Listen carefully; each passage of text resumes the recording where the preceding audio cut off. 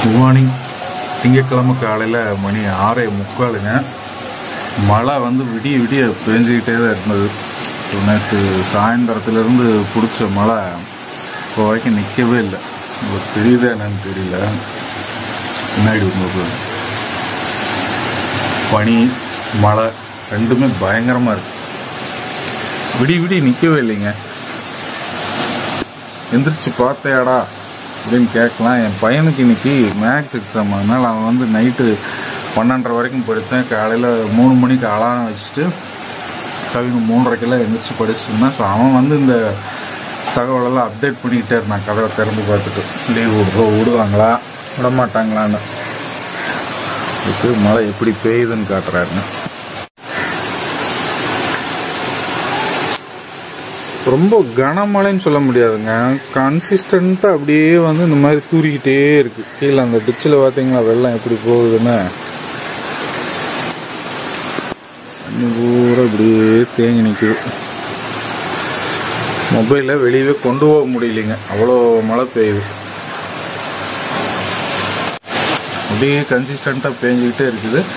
சென்னையில் வந்து மழை பெஞ்சு வெள்ளமெல்லாம் வந்து ஓஞ்சிருச்சு. இப்போ அதுக்கு அடுத்து பார்த்தீங்க அப்படின்னா கன்னியாகுமரி, நெல்லை, தென்காசி, விருதுநகர், ஸோ இந்த ஏரியாக்களில் பயங்கரமாக மழை பெஞ்சிருக்கு. ரெட் அலர்ட் கொடுத்துருக்காங்க. நாங்கள் அது போக தேனி ஏரியா, இன்னைக்கு ஒரு 4-5 ஏரியாக்கெல்லாம் ரொம்ப கனமழை இருக்கும் அப்படிங்கிற மாதிரி சொல்கிறாங்க.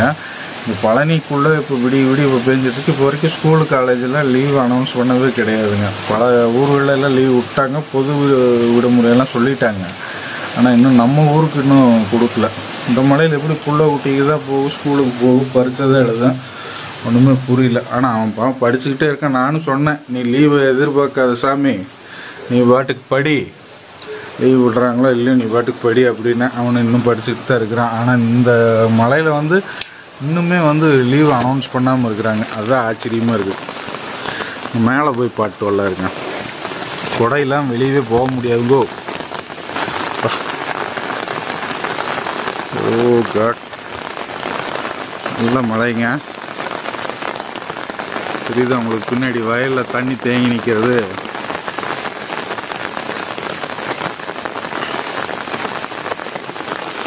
இன்னைக்கு வெளியூர் வேலைக்கு போகிறவங்களாம் கொஞ்சம் லீவு போட்டுக்கிறது நல்லது. ஏன்னா கனமழை இருக்கும் அப்படின்னு சொல்கிறாங்க.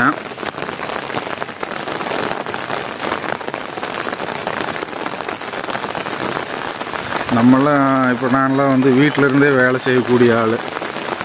அதே டெய்லி வெளியூர் போயிட்டு வரவங்களுக்கெல்லாம் ரொம்ப சிரமம். இந்த டைமில் சபரிமலைக்கு போனவங்கெல்லாம் யோசிச்சு பாருங்க. கொஞ்சம் எல்லாம் பொதுமக்கள்லாம் கவனமாக இருங்க. மழை இன்னைக்கு வந்து ரொம்ப லைட்டாக தான் தெரியுது.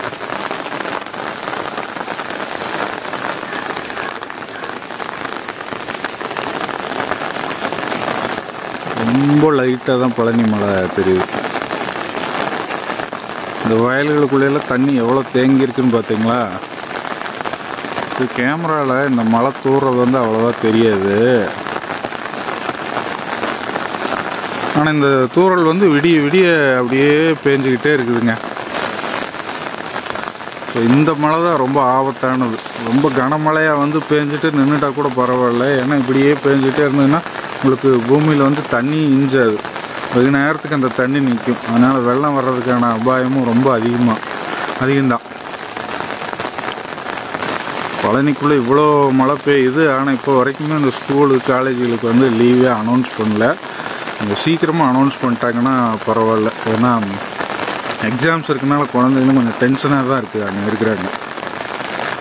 ஸோ இந்த மாதிரி தொடர்ந்து மழை வரும்போது காலையில் ஒரு 6 o'clock அறிவிச்சிட்டாங்க அப்படின்னா பரவாயில்ல. ஒருவேளை 8 மணி வரைக்கும் பார்ப்போம், நின்றுட்டா வரட்டும் அப்படின்னு நினைக்கிறாங்க போல. ஆனால் ஒரு சில ஸ்கூலுக்கெல்லாம் பார்த்தீங்கன்னா அந்த ரோடு போகிற வழி அதெல்லாமே தண்ணி சேரும் சகதியுமாக ரொம்ப பயங்கரமாக இருக்குது. போகவே முடியாது. நீங்கள் அந்த இங்கே அதுக்கு பேர் என்ன, அக்ஷயா ஸ்கூல் இருக்குது இல்லைங்களா, அந்த சந்து அதுக்கு பக்கத்தில் இருக்க அந்த சாமி ஸ்கூல், அதுக்குள்ளேயெல்லாம் நம்மனாலே நடக்கவும் முடியாது, வண்டியிலையும் போக முடியாது. அந்த சேரும் சகதியும் குண்டும் குழியுமா இருக்கும்.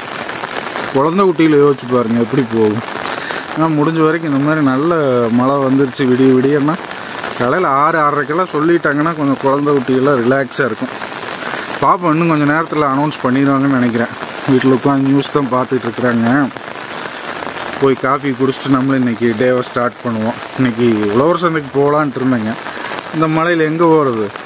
இல்லை அவங்களுந்தான் எப்படி காய் கொண்டாந்து வைப்பாங்க வியாபாரத்துக்கு. பார்க்கலாம். நாளைக்கு மழை இல்லைன்னா நாளைக்கு போயிட்டு வரேன். இந்த மழை வேறு பெஞ்சிருச்சுன்னா காய் விலையெல்லாம் ரொம்ப கூடிக்கும். ஏற்கனவே கார்த்திகை சீசன் எல்லாமே கொஞ்சம் விலை அதிகமாக தான் இருக்குது. வெங்காய விலை இப்போ தான் கொஞ்சம் குறைஞ்சிது, இனி மறுபடியும் ஏறிக்கும். எல்லாம் சமாளிச்சு தான் நான்.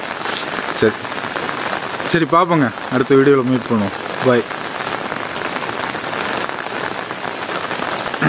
நீங்களெல்லாம் கொஞ்சம் கவனமாக இருங்க.